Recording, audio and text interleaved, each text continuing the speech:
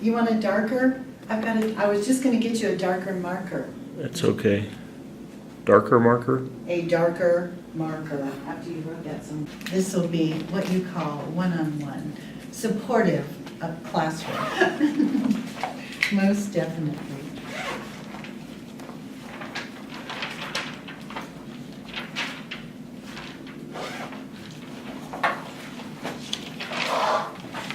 Okay.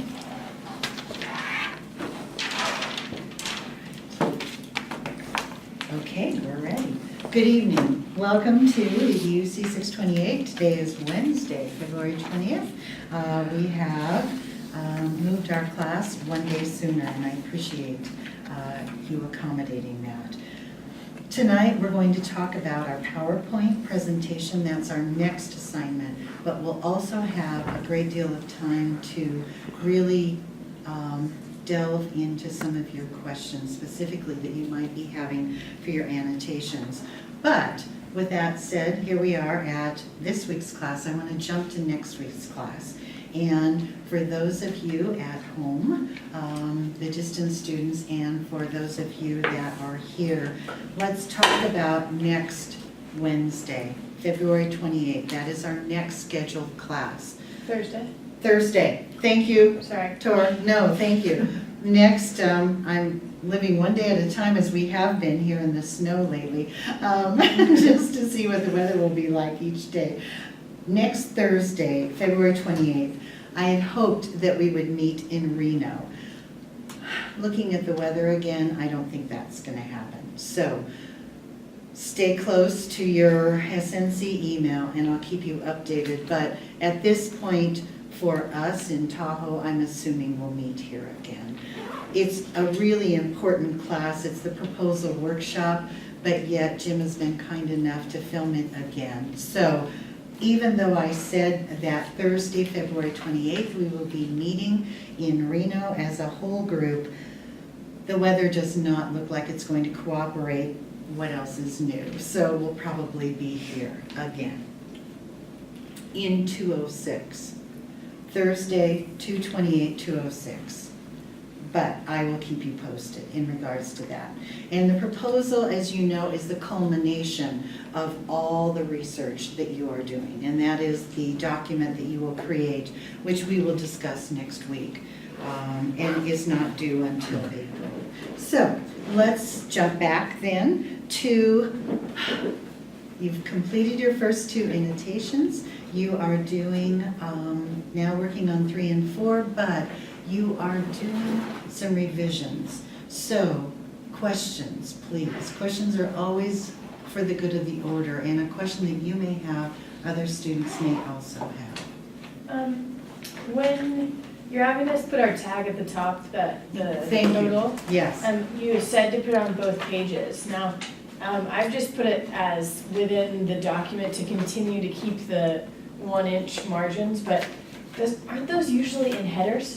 They are, but if you put them in headers, then it will mess up your document when you copy and paste it Okay, into so keep the it proposal. into the main body. Just keep it in the main body Okay. because, and thank you, Tor, for bringing that up. For everyone, Beth and I realized, because we usually don't have to do this, but as a result of having to scan it back and forth, would you put, Anton, I think you've been doing it, but would you put the header, the Cushland EDUC 628 annotation number 1 or 2 on the back side also? We realized that there was a little frustration. Do you not have them? I've got them here if you want some copies.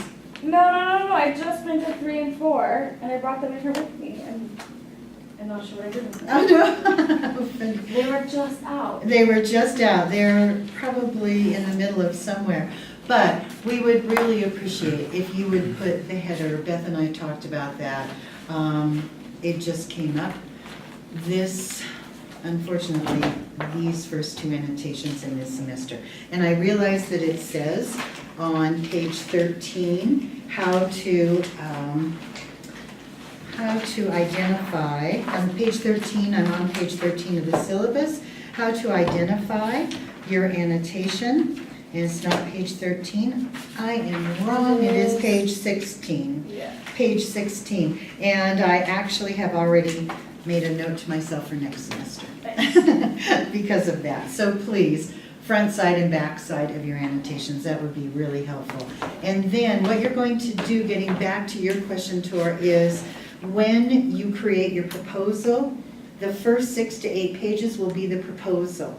The last about 25 pages will be your annotations, your 12 annotations, and you will just copy and paste those into the back of your proposal as your annotated bibliography, your research that supports your proposal. And so by not putting a header in there, it's just easier than when you create, and if I may, I'll grab yours right here. Here is her annotation, and she'll delete this and move her text up for the annotated bibliography. That's a real simple task, and we'll talk about it in the proposal workshop next week. Simple, okay. Good question, and thank you. Anyone other questions from this huge group that we have? I wanted to confirm that you have to use a parenthetical and in-text citation before you say et al. You have to, yeah, write out all the Correct? names.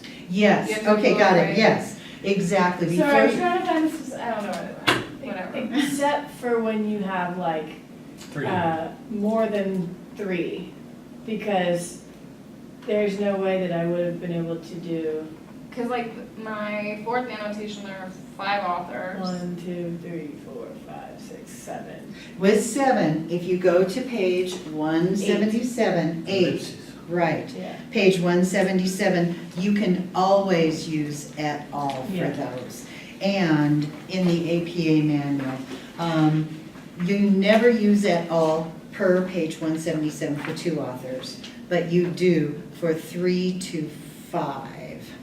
And then let me confirm those, and then with your 6 authors, right. One work by 6 authors or more in text and in parenthetical format, then you can use. So from 3 to 5, 3, 4, 5 authors, you can use et al. In text, Amber, and in parenthetical format Okay. when you cite them. And one thing that we cleared up, I believe it was our last class, was you have to cite your authors per page 177, however that plays out, the first time in text and in parenthetical format, and then you can use et al. If they are able to be cited that way. Good question, thank you. Okay.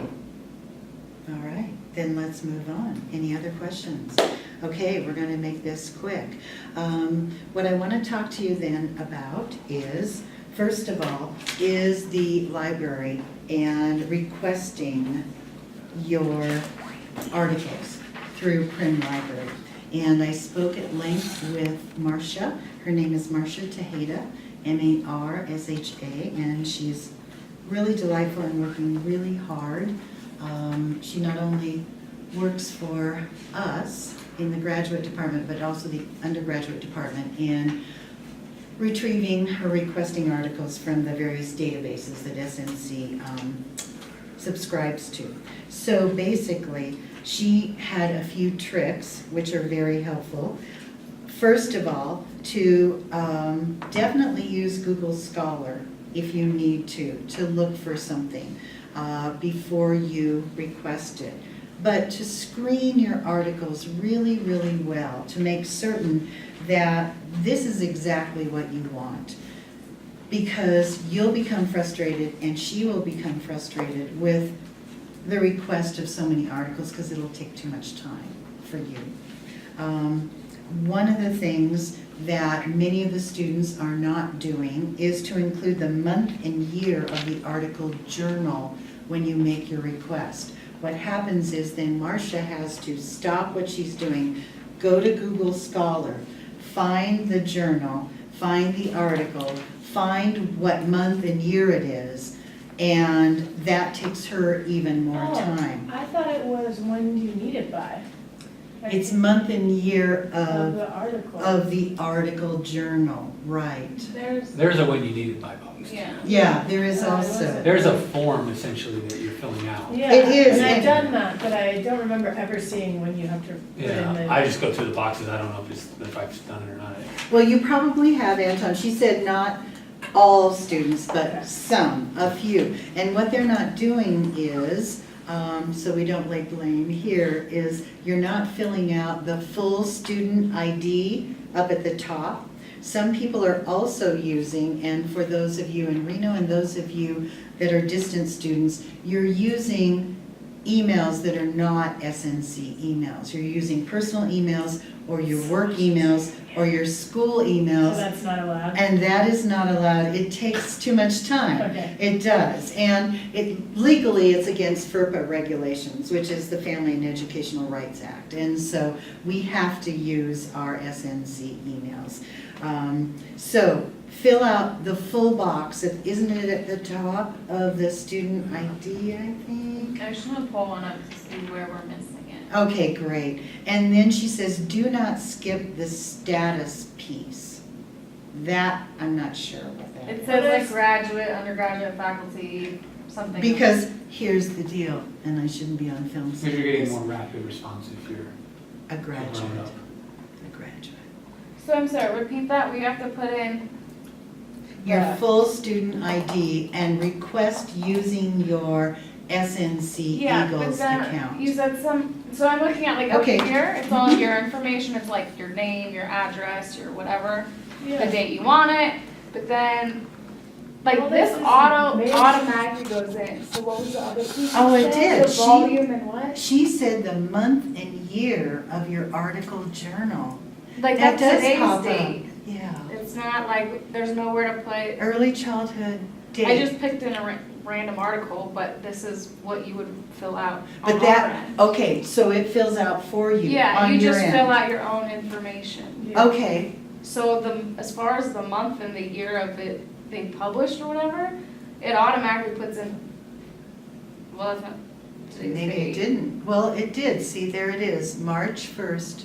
but it's not March 1st. Oh, no, it's not. That can't be right. In 2019, that's not. So I always would just like fill out my info and hit submit, because it automatically. And it does. Yeah. Let me check with her again, Okay. because I'm not sure how you guys are, or what you're seeing from your side.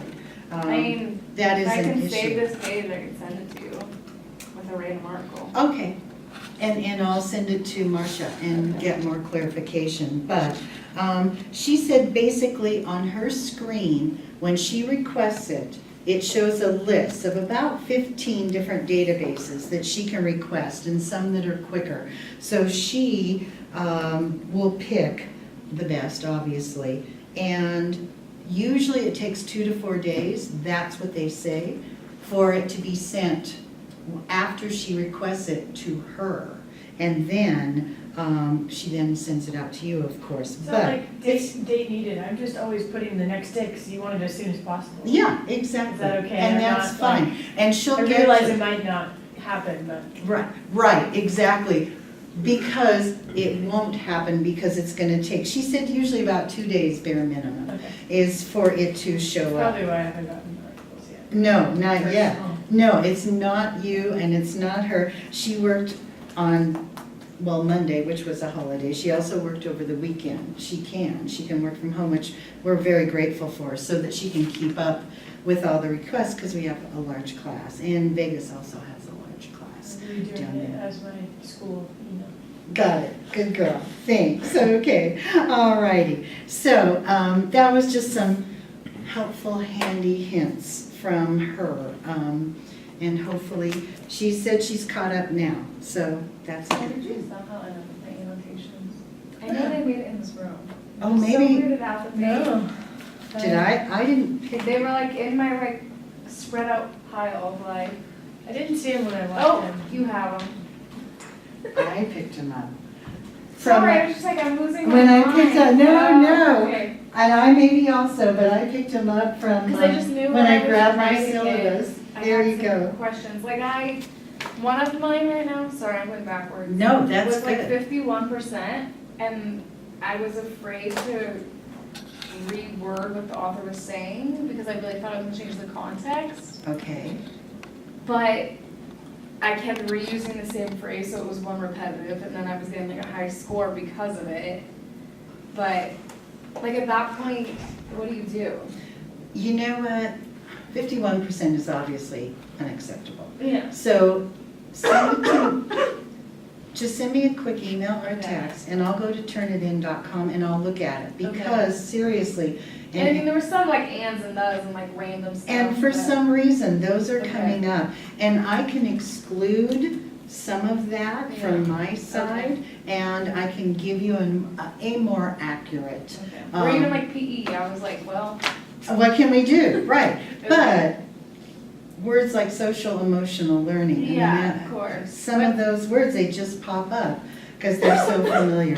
There's not much we can do about it on Turnitin, so let me know. Okay. Another question, Amber. I think those were the main two. Okay. I was really struggling with, because both of them were theoretical this week. And it's hard for me because both articles basically recreated a previous study. And Right, then we're comparing their results. So like the belief section, I kind of just said like how their results match the previous studies. and they may agree, exactly. And then that, like how it was different, but then to me, I was like, as like a previous psychology student, I wanted to say like, these are the participants, these are their. You made it. Are you okay? Don't sit by him. Come sit over here. Let's sit over there. Yeah. Seriously, we'll talk about it later, Mariel. You're okay. Thank you for making it. Thank you, thank you. You're good, you're good. Well, also, Tor, didn't you say that there was a big accident or something? No, just people, there wasn't, just driving slow. Yeah. And taken up in 2 lanes. Yeah. Exactly. Well, thank you also for making it safely. That makes me feel good to see all of you.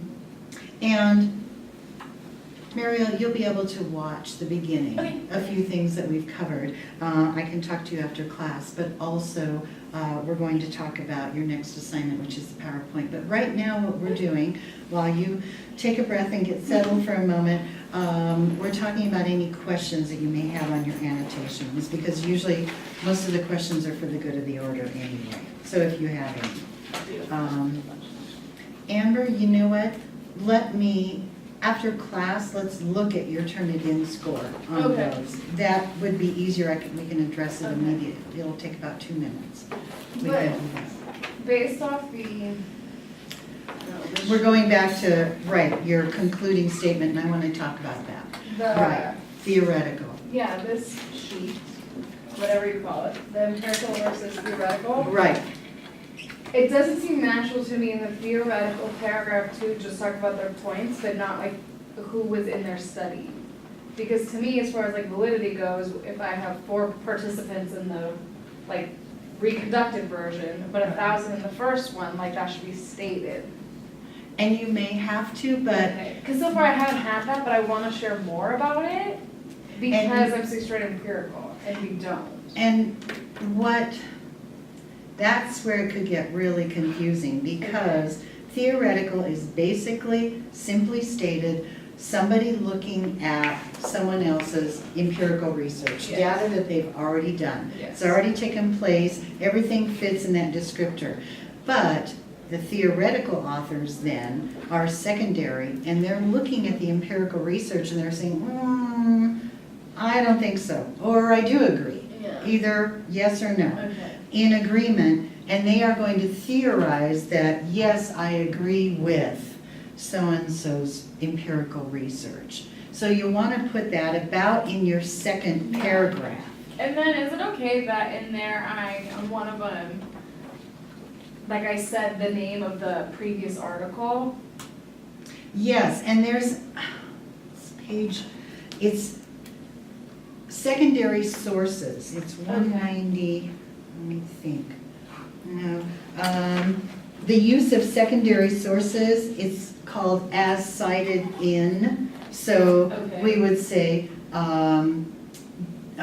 let's say, Watson's theoretical perspective as cited in Dirk's empirical research, or something like Okay. that. Let me check very quickly to confirm. I think it's 190. Come to me quickly. It's not in here.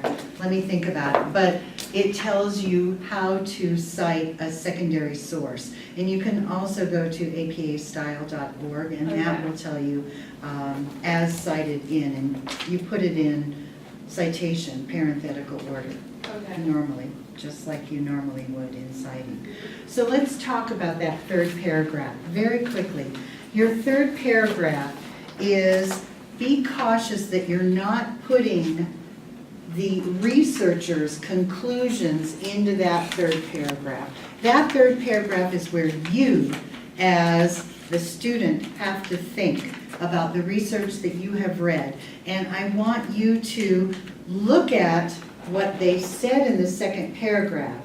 Think now how it's applicable to a classroom, to a school, to a district, to a group of students, and how it could be implemented. And be specific. And I'm going to be really rude here. I don't want a bunch of bullshit. I really don't. I don't want you to say to me, because it's good for kids.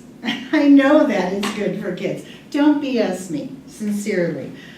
We know all of that educational jargon. We don't need it. What I need is specifics in that third paragraph of how you are transferring the research into the benefits, the applicability, the goodness of each educator, each administrator, each classroom teacher, and how it would work.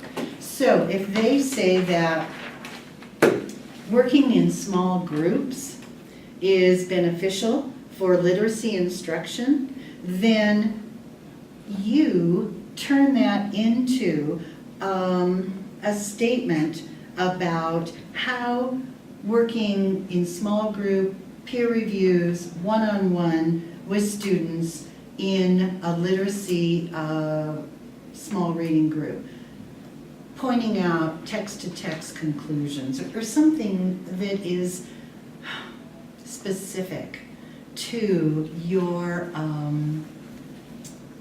research and to the article. So try to pull something out, like one or two things, and it only needs a couple of sentences to be more specific. Just don't give me a bunch of educational jargon that says it's really good for kids. We know that. We know that.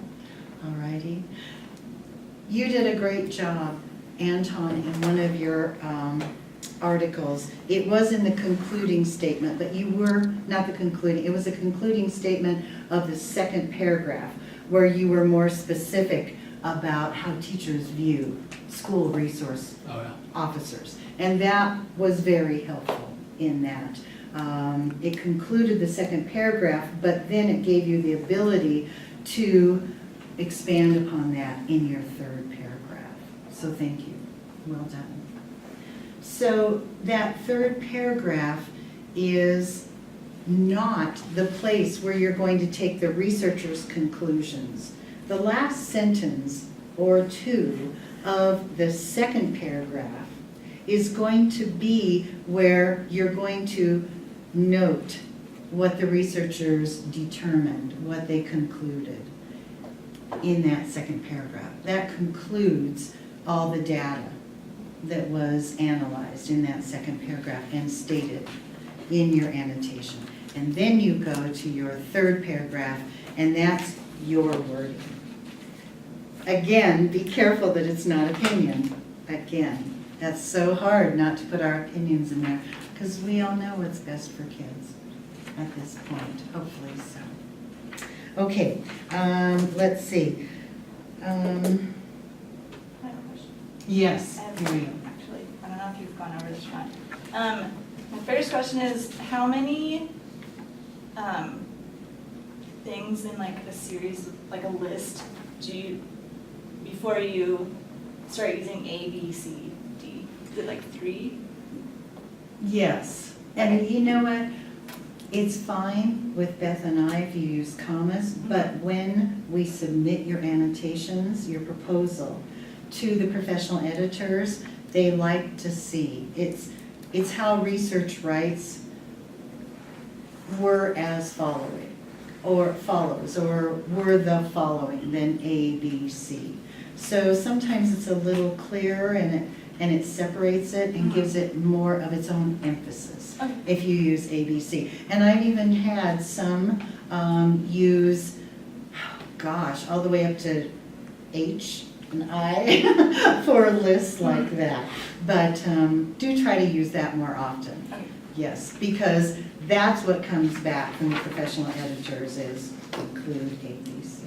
And remember, ABC is more often used. 1, 2, 3 pretty much signifies that that's the order, Mhm. like first, second, third. Okay. So better to use ABC, unless the author definitely stated that this happened first, then this, then that, in terms of sequential order. Okay, good question. Yes, good question. Okay, and it's happened to me, I think, in every single annotation that I've written. If you're citing something and you have the author, and then you have a comma, the year, and then you have a page number, and then the page number itself, like the numbers, ends up on the next line, are you supposed to make sure that like the P's next to it? Yeah. So like hit enter on the P? It shouldn't be like by itself, right? It shouldn't. Don't leave it. It's lonely. Okay. And that bugs me. Okay, that's Yeah, But if it just exactly. is P and then the page number and then the parentheses, that's fine, like that. Yes, absolutely. So what Tor has is, It's the same thing. and that's fine, same difference. Just don't put P period and then jump Okay. to page 94 on that, because it disturbs again the flow for the reader. This one particularly says, for those of you, let me explain it. She's got the citation in parenthetical format, and then she has the 3 authors, 2018, comma, and then page and 994, the finish of the parenthetical format is on the next line, and that's fine. Just don't separate them. And that does the same for Page numbers. for listing things too, like if it was A, dog, B, cat, but you had B and then cat ended up on the next line. you should Keep put those the B. together, Okay. good point, yes, Muriel, yes, absolutely. That is the kind of stuff that is technical, but we do try to keep it together, keep them together, right. Again, it's about the flow for the reader. Good question, very good questions. Small details, but really important. Good, good. Okay, so when we say that, for instance, the primary research question posed in this study read as follows, and you put a colon, but you're directly quoting it, Right. but we don't use quotation marks, or we do use quotation marks? If you are using, okay, the first part, your introductory statement, the following research questions were as follows, Uh-huh. colon. Then you've got your quotation, and it's exactly the same. Then you put it in quotes.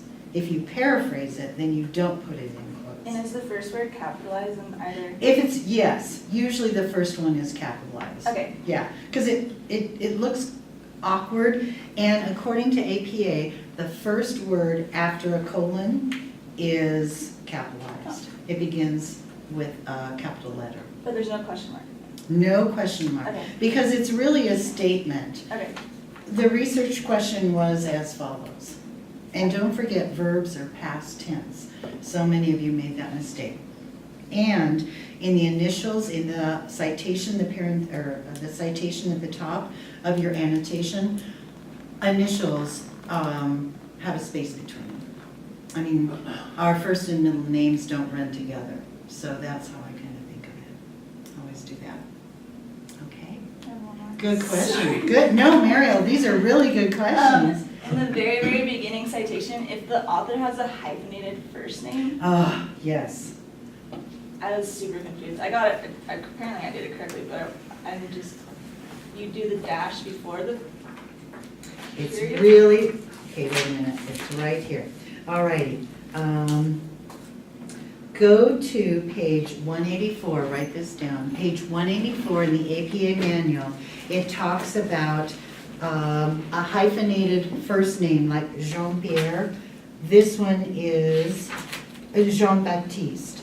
And in page 184, section 6.27, it talks about author and editor information. This is a really important page also, as it talks about citing up to and including 7 authors, and then if you get to 8 authors, how you use the ellipsis points, but also the first, actually the third bullet down, after the word authors, it talks about if the first name is hyphenated.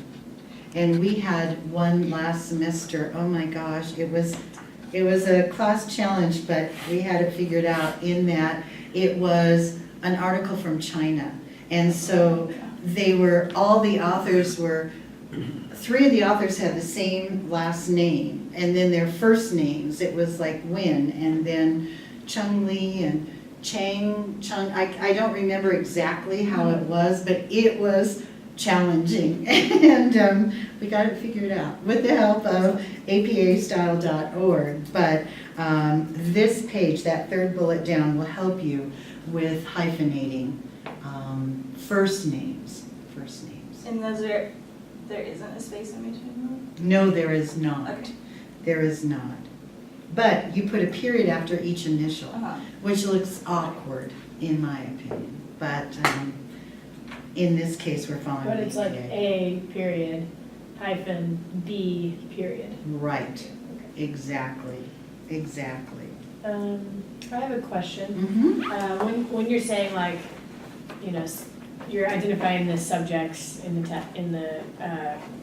that we examine, like 692 students in grades 3 through 6. Right, It's the number 3, no space, hyphen 6.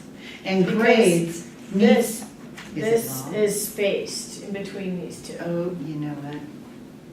It can be either way, but it's easier if you don't put a hyphen in there. But either way, it's in the So APA instead of manual. a hyphen, should I write through?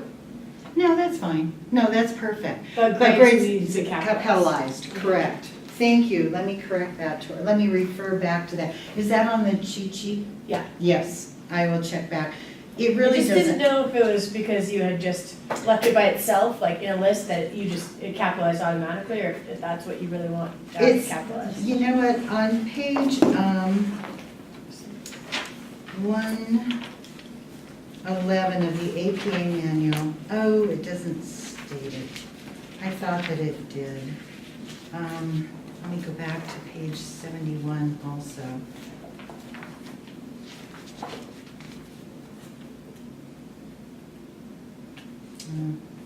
I thought that it mentioned it there. Just one moment. See, it can be either way. On page 71, it shows it more as a dash, but we don't need to be that specific.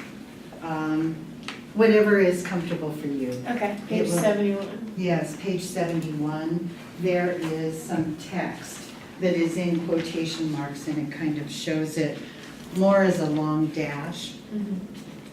It doesn't matter, as long as you write grades in uppercase and then separated by hyphen dash spaces, but you've got the grades in numerical form. Yeah. Good. Okay. All right. Mariel, it's all right. These are good questions. What else do you have? No, that's it. That's it, okay, all righty. Okay, let's very quickly head to the PowerPoint presentation. That is your second assignment of this. I don't want you to become over obsessed with this right now because you're just in the beginning stages of your annotation, so you're working towards that focus, and I want you to continue on your annotations, but I want you to start looking at professional organizations. And a professional organization, if you would please turn to page 17 in your syllabus. And it's number 3, and it states, professional organizations, professional standards, and educational research. Specifically, your professional organization. And I'm going to read this from the syllabus. It says, there are many professional educational organizations that contribute to and influence educational policies and practices nationally and internationally. Select one organization, and there are, bless you, there are suggestions that follow, and they are on page 30 and 31 in this syllabus, but that is appropriate for the content area of your professional project. And you're going to prepare a PowerPoint presentation, which you will orally present to us in class in the next couple of, let's see, I think it's in March. Let me check that date. That date, the PowerPoint presentations are March 28th, so we have lots of time. But you will present those to the class. Of only 4 to 6 slides. Only 4 to 6 slides, that's all you need. Now, I had a really good conversation this morning with Elizabeth from Bishop and from Jennifer from Woodfords, California. Hello to each of you. But with that said, Jennifer, and this is really, no, excuse me, Elizabeth, this is really applicable to you, Anton, in that she is currently an EMT out of the Mammoth Hospital.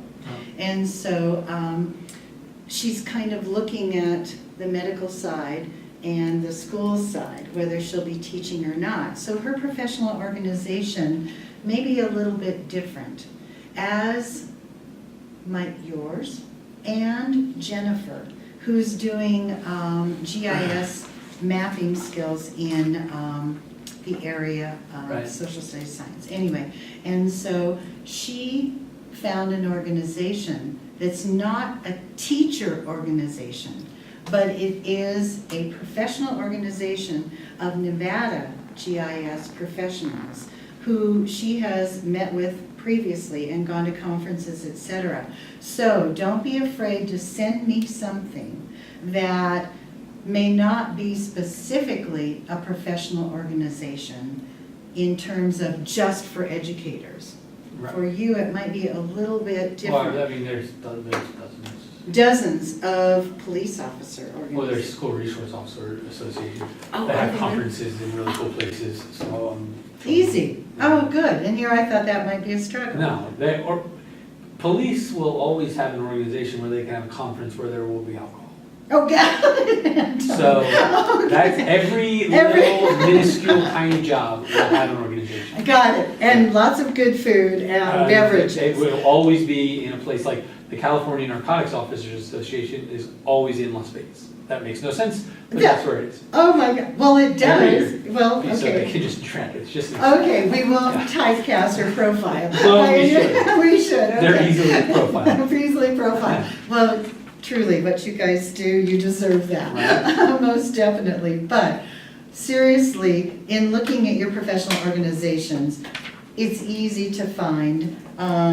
Amber, there are some good PE organizations. One, APPERD, is on page 31, I believe. So you might take a look at that in the syllabus. And then Tor, for you, there is Castle, which is a really good one. And those then are primarily for educators. But what I want you to take a look at is just start Googling professional organizations for, and that will lead you to just start cruising through the websites, basically. So you're going to find a professional organization that will be applicable to your topic, that you may join. Because literacy was my passion and I became eventually a literacy coach and literacy mentor, I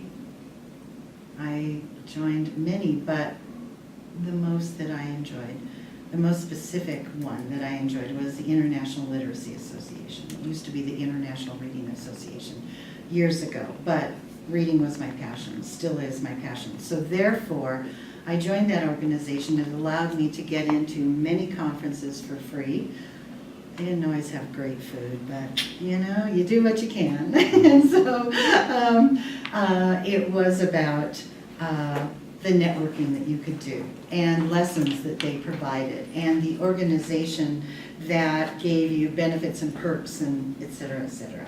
So not that you have to, but it could give you some good resources and lessons. It's just, we want you to become familiar with what's available, the resources that are out there for you in your specific field at possibly your grade level, but also in your proposal, the first set of standards, which you will see next week we'll talk about, will be your professional organization, the organization that you have chosen.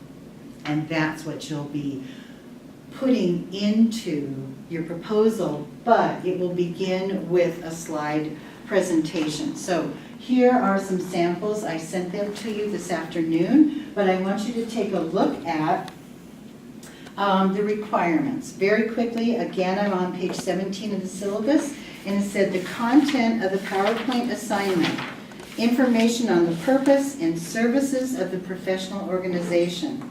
You're going to include a mission statement or goals. They might have some sort of mission statement.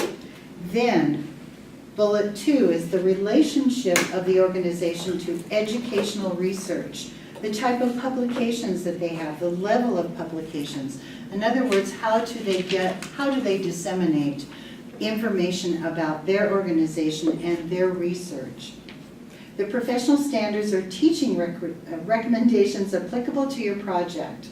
And we're going to then include standards that are only applicable to your project from this professional organization. And then the connections between the standards, classroom practices, and research-based instruction. So we want it to be readable by the audience, consider your font size, and some good examples, because it's a PowerPoint. Look at, this is an excellent PowerPoint, but look at her name. Can you see that from where you're sitting? A little challenging. I would have enlarged that, definitely. So some suggestions are, as best you can, is the text font is about 32, and the title font is around 48. Another student did a text font of 24, and that was also fine. But the minimum text font, I would say, would be 18. That would be the minimum. So on the first page, you can get quite a bit of information. Looking at those bullets, this is Alyssa's, this is an excellent PowerPoint. But what we want is for you not to stand up here, obviously, and read your PowerPoint. Sometimes I have to do that with you, but that's not our goal, is to read the PowerPoint. Our goal is for you to have acquired that information so that you can talk to your audience about your organization that is applicable to you and research, information, resources that you have cemented into your memory, basically. Speaking from Alyssa's, the International Literacy Association. So she says, what is the purpose? And then you can see it's rather small, her text. Her text was 18. I would definitely, she had room on her slide to maybe enlarge that, that text. But you see that she did include, our mission is to empower educators, inspire students, and encourage leaders with the resources they need to make literacy accessible for all. So somewhere on the front pages of that organization, probably the home page, obviously, you'll find a mission statement or a goal statement. Please include that. And then what are the services? This is what this organization does. It gives you a glossary of literacy terms, standards, journals. It does have a Literacy Today magazine, and then a blog section about what's hot in literacy. good reading lessons, and also lesson plans and units, which for the teacher, the classroom teacher, you don't need stacks of filing cabinets anymore. We've got good resources on the internet.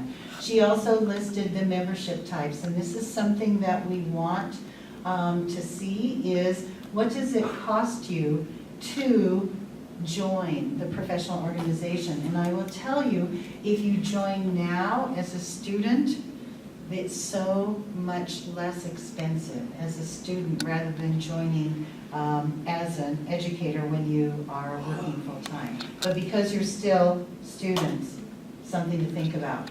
These are the professional standards. She listed all 7 of the ILA professional standards, but the one that was most applicable for her project was curriculum and instruction. This will be her project that's in 635 and the lessons that she will create. So hers was standard 2, curriculum and instruction. Candidates use foundational knowledge to critique and implement literacy curricula, etc. So that one was truly the one that was applicable. In her proposal, she'll take this standard and she will put the ILA as her professional organization, and she'll include this one standard because it applies to her 635 project. Then what is it and how is it beneficial? And then she included the website for access, and that's it. Then you can see that with Alyssa's, very classic, very simple. I'll show you other samples. We are now on Danielle Warren's. Hers, again, is also very simple and very classic.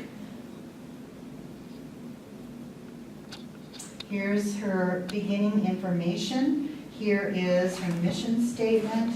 Here's the vision of the National Council for Teachers of English. Here's the standards. These are the 2 that she's going to use.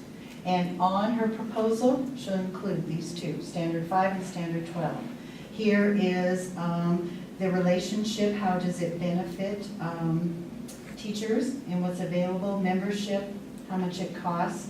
You can see over to the right, a standard membership is $50 a year, but a student membership, you're still students, whether you're teaching full-time or not, is only $25.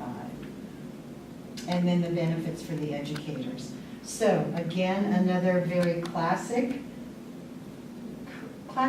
created, let me see. Nope, that's Alyssa's, oops, sorry. Let's try,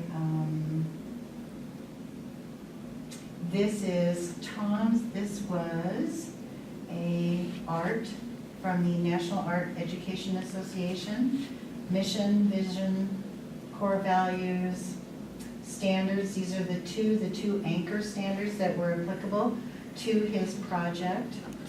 Research publications, and how is it beneficial, how is it connected to the classroom. So I sent you a few just as samples, but remember you only need 4 to 6 slides. Here's another one that is, nope, that's not the one. Here's one that was a little bit more colorful. When you do use a lot of color in the background, make certain that you use obviously light colors for your text so it can be read.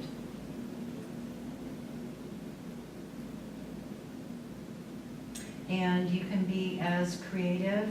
Here are the, again, the 2 standards that she will use for SPED professionals.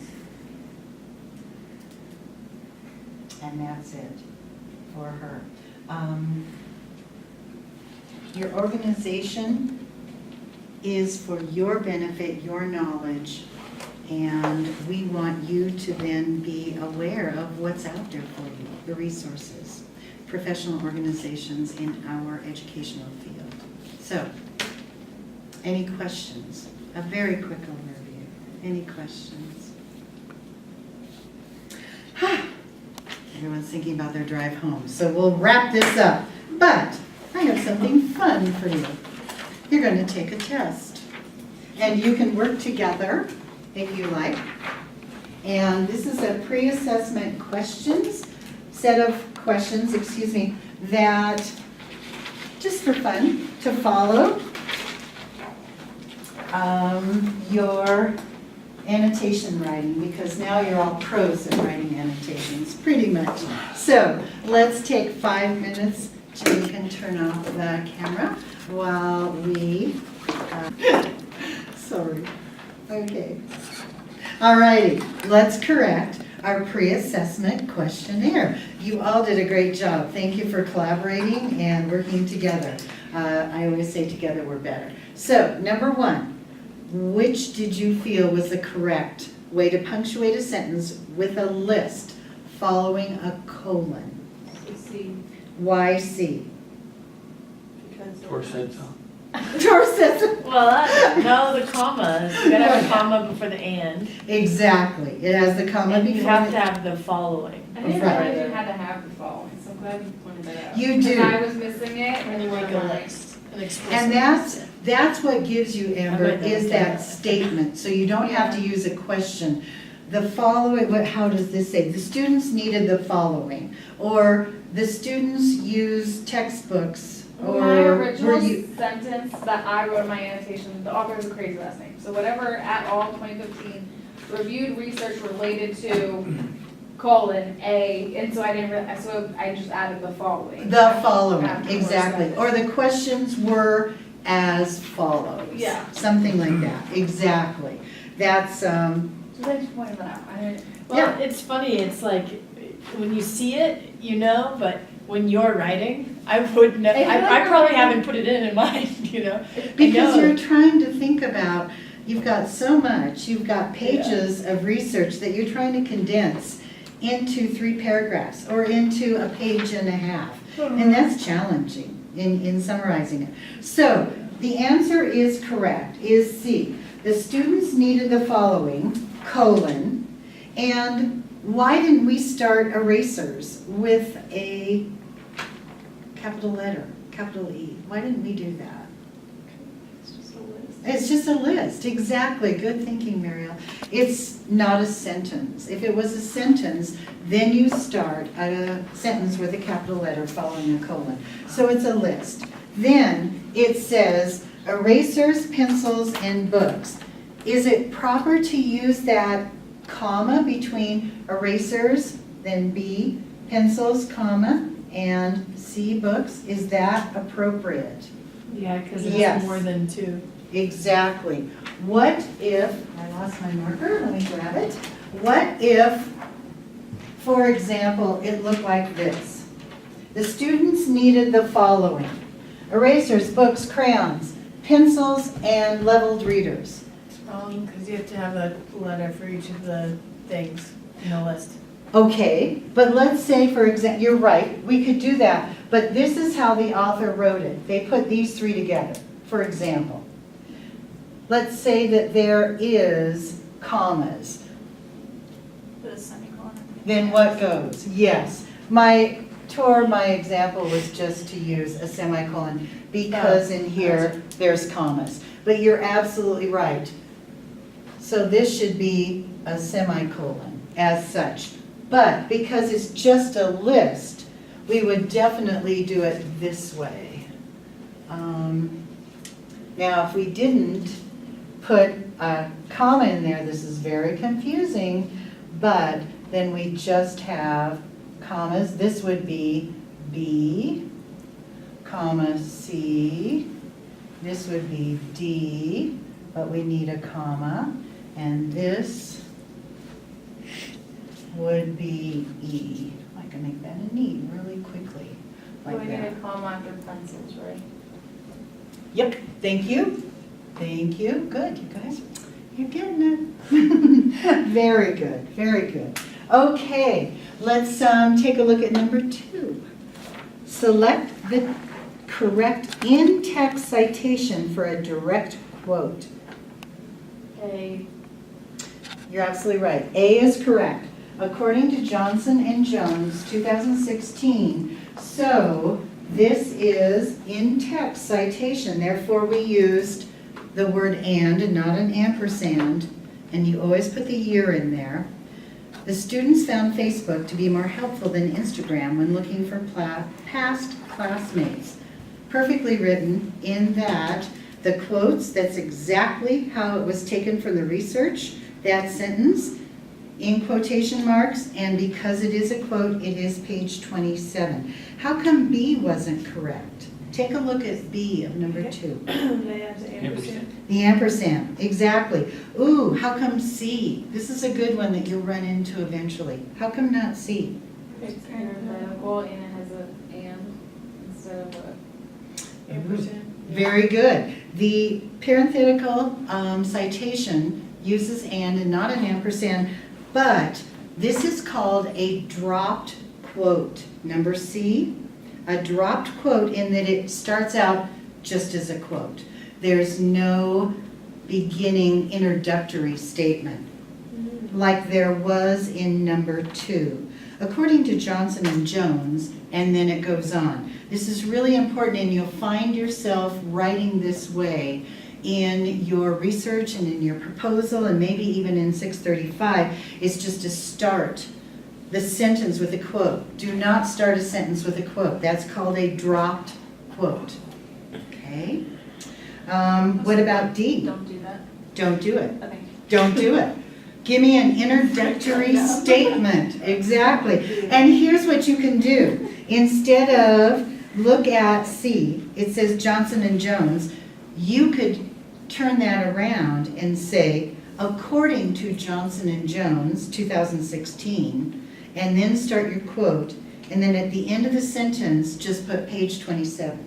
Now, parentheses. if you say like Johnson and Jones stated blah, blah, blah. Exactly. Johnson and Jones concluded. Johnson and Jones recommended. Yeah, Okay. anything, but just give us a short introductory statement so it's not a dropped quote. Good. All righty. What's wrong with D? It's dropped. It's a drop quote. So Exactly. is this your question? You got it. All righty, 3. What's the correct answer? You guys did good on this. A. That's correct. It's the only in-text citation. Everything else is parenthetical. Exactly. But remember we said that if you needed, let's see, choose the correct in-text citation and paraphrased information is definitely the key word there. According to Smith, 2009, chocolate chip cookies were the most popular choice among 3rd grade students. What about C? That's a parenthetical. Not an Could in-text. C be right? I mean, technically no, because it's looking for in-text citation. But if you are just saying, choose the correct citation, C could be right. It could be C, right, exactly. If we weren't looking for in-text. Right, exactly. So your answer, your correct answer is A, but if it didn't say in-text citation, then C is written correctly also. You're right, absolutely. So tell me about 3rd grade students in each of those sentences. Is it written correctly? Yes. Why is it So written? you have If- a noun after the 3rd grade. Perfect, and it needs a hyphen, perfect, okay. Number 4, choose the correct reference citation. D, absolutely. And notice that it's kind of hard to tell, but the 4 is italicized. It's weird the way It's it italicized in 3, but not yeah, 1. it's weird. And, yeah, and A and C have capital letters and then article title. Right, exactly. And don't forget And to, then B was italicized wrongly. And C, the DOI runs to a different line. and if you can Oh, keep yeah. it together, yes, we don't want you to break that up. If you use retrieved from, then do break that up if you need to, so that there's not a whole bunch of white space at the end. You could put retrieve from and then start your link below it, but DOI, APA says do not break it up. So just put it on one line, exactly. Because as you know, the first number has to follow it immediately, so there's no space, technical. All righty, very good, D. Okay, number 5. Select the best rewrite of the following sentence to avoid biased language. We put B because to avoid bias, so we don't want to say that all teachers, Yes. so you're just saying some. Exactly. You can't speak for all teachers. That's a blanket statement that you cannot make. So the best way is to say some teachers. Well done, guys. Number 6. C. Correct again. Choose the correct way to format a sentence with numbers, although it looks funny, but as you know, 0 to 9 in numbers, and then you write out 11 and above, or 10 and above, excuse me. I So, did that in a police report just to see what, and my sergeant was like, hey, idiot, why is this like this? Fix this. did you tell him it was APA? No, I just wanted to see what he'd say. I So fixed he still called you an idiot, right? Yeah, we're friends, but I fixed it to numbers, because it looks insane. Tell him, it does. It looks insane. It does. And it looks awkward, but Yeah. tell him he's obviously not a graduate student. Boom. That wouldn't work, right? Definitely not. Probably not, no. He would with him. Okay. Yeah. You could get away with it. How delightful. But yes, on Saturday, 15 kids and 7 adults played at the playground, because 15 obviously is over 10 and 7 is below 9, 0 to 9. Okay, you guys did good. Any questions on this? Any questions? Okay, all right. The one thing that I forgot to hand out, and then we'll do some annotations, peer review annotations, and then we'll call it a night so that we can. I didn't bring any invitations with me. Oh, we're dealing with dead bodies. Next It's week, different. right? This one is It's fine, it's okay. yeah, okay, I didn't bring them. We turned them in Monday. By Monday. eight, Next. correct? Yes, This week. 3 and 4 are due. I sent this out as an electronic handout, but also want to give you, this is the rubric for the PowerPoint presentation. This is what we'll be looking It's for. the same as what's in our syllabus. Yes, it's exactly the same, just in a larger format. But this is exactly what we're looking for when you present, when you create, bless you, when you create and present your PowerPoint on your professional organization. So, let's see. I have to, otherwise it's really annoying opening and closing this, sorry.